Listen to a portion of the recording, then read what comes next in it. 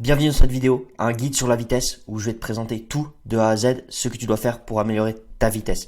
Vraiment là, dans cette vidéo, je te donne tout ce que j'ai. Tu vois, je t'ai mis des vidéos pour chaque exercice pour te présenter du niveau 1 au niveau 2, qu'est-ce qu'il faut faire. Si tu appliques tout ça, je te garantis que même en un mois, tu peux vraiment gagner en vitesse.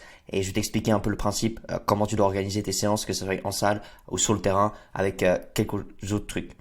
Donc tout d'abord, bon, la vitesse, on sait que dans le foot, c'est très important. Pour surtout les premiers mètres, pour les dribbles, les accélérations, même pour défendre. Donc on veut tous améliorer ceci. Mais j'aimerais dire un petit truc avant. Il faut savoir que la vitesse, il y a une partie génétique. C'est-à-dire que certaines personnes, en étant petits, naissent avec plus de chance et donc sont beaucoup plus rapides que d'autres. Et ça, c'est important de le savoir, de faire attention. Pourquoi? Il y a aussi l'âge qui joue bien entendu.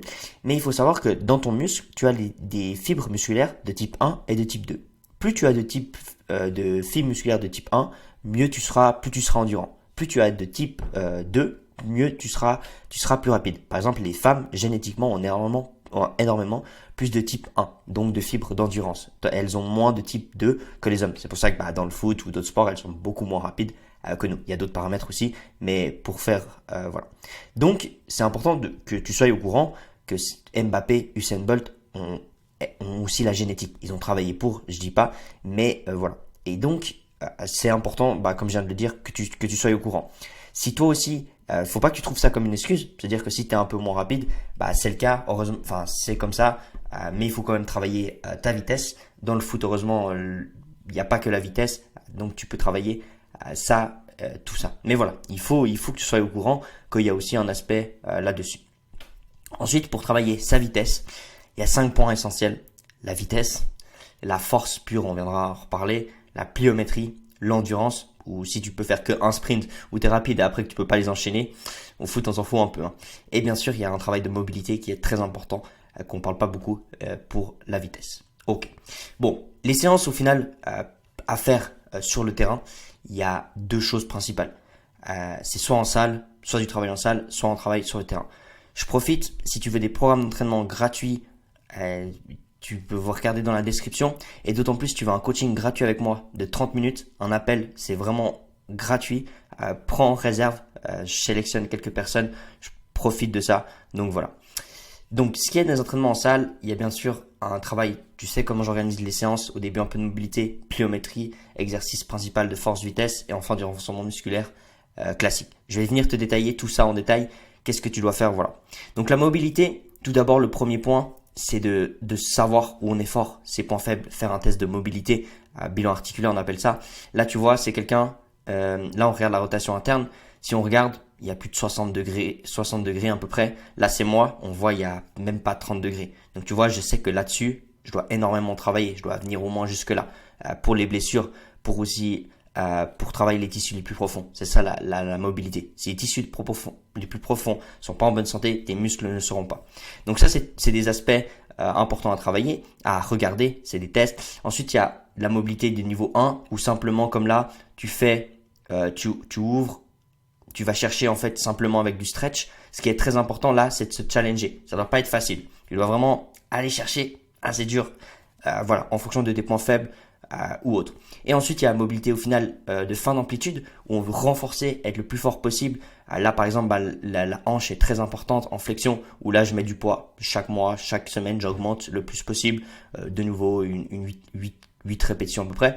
Et là, il y a de la prévention, par exemple, pour mon genou, où je renforce mes fins d'amplitude pour éviter de me faire un ligament croisé pour le jour où j'arrive dans une position. Voilà. La mobilité, il faut savoir que tu la mets en début de séance, tu réalises 2 séries de 6 à 8 répétitions. Et voilà. Mais tu vois que c'est un gros aspect. Ça se fait pas comme ça. Je ferai une vidéo vraiment plus précise sur la mobilité. Mais au moins, tu vois un peu les différents niveaux de tout ça. Ensuite, on a la pliométrie. La pliométrie aussi, au début, c'est tester un petit peu, voir avec la jambe droite, gauche, s'il y a des points faibles pour équilibrer tout ça. Donc là, je fais des tests de saut, de jump pour regarder jusqu'où je vais. Ensuite, ce qui est de la mobilité, la pliométrie au début, simplement au début, tous ceux que vous commencez, vous êtes plusieurs là, on parle de joueurs amateurs, même semi-pro, enfin ceux qui commencent en salle, des sauts simplement, tu vois, tout simplement, où tu te concentres à générer de la force. Tu t'avances sur 5 mètres, tu recules sur 5 mètres, tu peux faire un peu plusieurs variantes comme tu vois là. Là, c'est le niveau que tu dois commencer au début. tu fais 2 séries de 5 à 10 mètres avec quelques variantes pour vraiment explorer ça. Après, tu peux passer sur du niveau supérieur à un pied, rajouter du poids, voilà. Ensuite, on vient faire des sauts avec une plus grande amplitude où on vient pas travailler là on est sur du travail de 40%, on travaille sur du travail de 80%, 100%. Voilà comment tu peux agencer ta pliométrie. Comme tu le vois, dans chaque chose, je te mets une échelle de petit à petit. C'est important de ne pas te surestimer et vraiment au début des exercices, on commence doucement. Si le but je l'ai mis là, si tu veux créer de la vitesse, c'est mettre son corps sous stress. Donc si tu débutes, là tu vas mettre ton corps sous stress et tu vas progresser, je te garantis. Si tu vas avec des exercices trop difficiles, tu vas dire ah mais je vais plus progresser. Non, tu vas juste te griller et au final tu seras blessé et ça va ralentir ta progression. Donc c'est important vraiment d'aller, c'est mon mot d'ordre, petit à petit et qu'elle soit réfléchie. Ensuite l'exercice principal, force ou vitesse.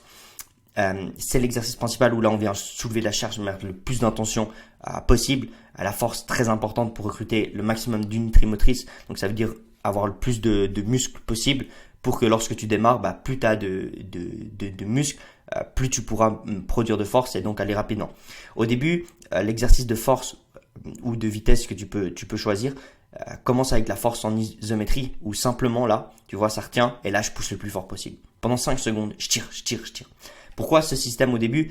La force en demande beaucoup si tu soulèves énormément de poids et il faut avoir aussi la base des gestes. Et donc au début avec ça, tu crées aussi de l'adaptation progressivement. Ensuite, on passe un peu sur un niveau 2 où là, le niveau 2, il faut maîtriser le mouvement. Mais là, on soulève la charge. Tu vois, là, il y a 180 kilos, je crois, où vraiment, on va chercher 3 à 5 répétitions, notre maximum.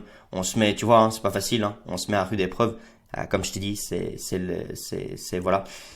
Très important pour la force. La force, c'est le point où tu peux t'améliorer, mais commence d'abord avec la force overcoming. Pour de la vitesse, tu pourrais faire de la même chose si tu veux mettre ton exercice principal de vitesse. Souvent sur une semaine type, je mets une séance où l'exercice principal c'est un exercice de force et une autre séance c'est un exercice de vitesse. Ce serait le même exercice, tu peux mettre, donc par exemple le mardi, tu mets ton exercice principal de force où tu soulèves le plus lourd possible, 3 à 5 répétitions en ayant un bon mouvement. Et ensuite, jeudi, tu as ton exercice de vitesse où là, tu gardes le même mouvement, mais tu mets peut-être 40% de la charge, voire 60%, ça dépend. Et là, tu mets l'intention et tu soulèves le plus rapidement possible. Où là, on travaille plus la vitesse. Ensuite, il y a d'autres exercices justement où là on travaille la vitesse, où tu vois là on essaye de sauter le plus haut possible. Là aussi, si c'est trop facile, tu peux rajouter de la charge de nouveau petit à petit. J'aime bien le coupler avec un exercice de force, c'est-à-dire que je fais mon exercice 3, 4, 5 répétitions et ensuite j'enchaîne avec ça. Un peu la méthode bulgare qu'on entend. Là c'est du contrast training, on appelle ça. Voilà comment un peu programmer la force, mais vraiment respecte tout ça. Faut pas non plus faire trop de force dans ta semaine, ça demande beaucoup pour ton système nerveux, pour ton corps, parce qu'on va vraiment te chercher à 100%. Mais sur cet exercice principal, on veut chercher tout l'inverse que ce que tu fais sur un terrain de foot. Sur un terrain de foot, vu que tu fais que de répéter, tu fais plus de l'endurance, tu vas jamais à ton 100%. Et là, ce qu'on veut, nous, c'est aller chercher son 100% pour justement stimuler son corps au maximum et vraiment avoir une progression. Si tu veux progresser en vitesse, il n'y a pas le choix de faire du travail de force, même du travail en salle. C'est primordial. Beaucoup l'ont pas compris. Mais c'est comme ça. Ici, on regarde les sprinters. On va s'intéresser au sprint. Oui, on fait pas des sprints, mais il y a énormément de travail de salle aussi, et aussi du travail sur terre. Ensuite, pour finir, du travail de renforcement. Tu vois, là, je t'ai expliqué comment j'agence mobilité, pliométrie, exercice principal de force et renforcement. Renforcement, tous les exercices que tu vois sont très bons. Il n'y a pas un exercice mieux ou autre. Chacun a ses préférences. Moi, j'ai mes préférences. Mais voilà. Le but là, c'est d'aller chercher entre 8 à 12 répétitions, 2 à 3 séries. Le but, c'est de pousser au maximum selon ton niveau. C'est-à-dire que là, tu vas vraiment chercher à l'échec. Et je te parle d'échec vraiment, de pousser son corps au début, c'est pas facile. Mais selon ton niveau. Par exemple, pour moi qui s'entraîne depuis 2-3 ans, plus même en salle de fitness, je peux aller pousser ça le soir même, le lendemain, je vais pouvoir bien m'entraîner. Oui, je vais être un petit peu fatigué, je serai pas à mon 100%, mais ça me pose pas de soucis. Pour certains vont avoir des courbatures, ça va être difficile. Donc peut-être tu gardes 2-3 répétitions en réserve.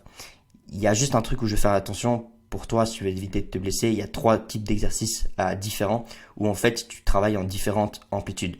C'est-à-dire que si je te prends mon biceps, là je te montre un exemple, il y a des exercices où tu travailles plus en fin d'amplitude, des exercices où tu travailles plus en milieu d'amplitude et d'autres où tu travailles plus en l'autre fin d'amplitude. Et ça, c'est important de varier ces exercices. C'est ça qui change pour travailler au final tout ton muscle. Tu vas pas travailler justement que cette partie par exemple de ton ischio-jambier. Travailler aussi cette partie et cette partie. Et il y a juste ça, des exercices où tu dois vraiment réfléchir pour tout travailler, pour éviter les blessures. Comme tu le vois, hein, c'est un métier, là je te donne énormément d'infos, je pousse très loin, c'est compliqué. Mais si on veut optimiser et que tu vas atteindre ton objectif, bah tout ça doit faire partie. Ok, séance sur le terrain, assez simple au début. Pliométrie, technique de course peut être très intéressant selon ton niveau. Pliométrie, la même chose. Hein. Pas besoin de faire compliqué des sauts à un pied là qu'on voit avec un joueur des M21 maintenant de Sion. Voilà, tu vas chercher des sauts à une jambe, à deux jambes, vraiment pliométrie un peu plus, même pliométrie de course, très intéressant. Ensuite, on fait des sprints à 100%, où là sur 30 mètres, tu vas chercher et tu prends un grand temps de récupération. 3 minutes environ pour de nouveau travailler ton 100%. Ensuite, il y a des variantes qu'on peut faire. Là, par exemple, dans cette vidéo, on voit où j'ai attaché pour avoir un peu plus de travailler la puissance, travailler autre chose avec un truc que tu peux faire avec un élastique ou autre si tu as quelqu'un. Voilà, intéressant. Tu peux faire des changements de direction aussi. Très très intéressant parce qu'en foot on change quand même pas mal de direction, ou par exemple au lieu de faire un sprint droit, bah, tu peux faire un sprint avec des courbes, par exemple l'arc de cercle des 16 mètres, tu peux courir, ça peut être très intéressant aussi. Tu vois, il y a différentes manières de programmer. Au début, si tu commences avec simplement des sprints, ça sera très bien. Et voilà, au fur et à mesure, on peut augmenter un petit peu, changer, faire des sprints en montée, même en descente pour changer. Voilà. Là, je te donne beaucoup d'infos. Comment faire? Moi, je fonctionne toujours sur un cycle de 1 mois. Pendant 1 mois, je vais faire par exemple ta semaine type, lundi, mardi, une séance en salle, peut-être force. Le mercredi, une séance plus vitesse avec d'autres exercices, voilà. Et je sais pas, le vendredi, une séance sprint. Si le lundi, je garde les mêmes séances tous les lundis, le mercredi, je garde les mêmes séances tous les mercredis, et le vendredi, les mêmes séances vendredi, et tous les 1 mois, je change. C'est-à-dire que j'ai augmenté au fur et à mesure, changer d'exercice, travailler d'autres amplitudes, tout ça, pour être un aspect complet, un athlète complet, pardon. Voilà. 2 à 4 séances par semaine, ça dépend de ton niveau, ça dépend de le haut du corps, dire combien tu dois en faire. Voilà, au début, commencer avec 2 séances, ça sera très bien si tu es en salle. Même une, ça peut suffire si tu es jeune. Une séance sur le terrain aussi, ça suffit. Et voilà, mettre son corps sous stress, c'est le mot le plus important. Il faut gérer sa charge d'entraînement, c'est-à-dire pour arriver frais le jour du match, mais il faut savoir se pousser aussi, très important. Si c'est toujours trop facile, tu n'y arriveras à rien. Mais voilà, juste pour te dire que la vitesse, c'est un ensemble de tout ça. Il n'y a pas un truc qui est important. Je t'ai pas parlé de l'endurance, c'est encore un peu à part, et pour moi t'en fais déjà assez pendant que tu joues au foot en fait. Puis là on est plus par un programme de off-season pendant la saison. Mais voilà, n'oublie pas de t'abonner, like. T'as vu tout ce que je t'ai donné de valeur, comment faire, t'es vraiment dans ma tête. Donc si tu veux plus de vidéos comme ça, abonne-toi et like, et voilà, profite de ça et mets tout ça en place. Surtout passe à l'action.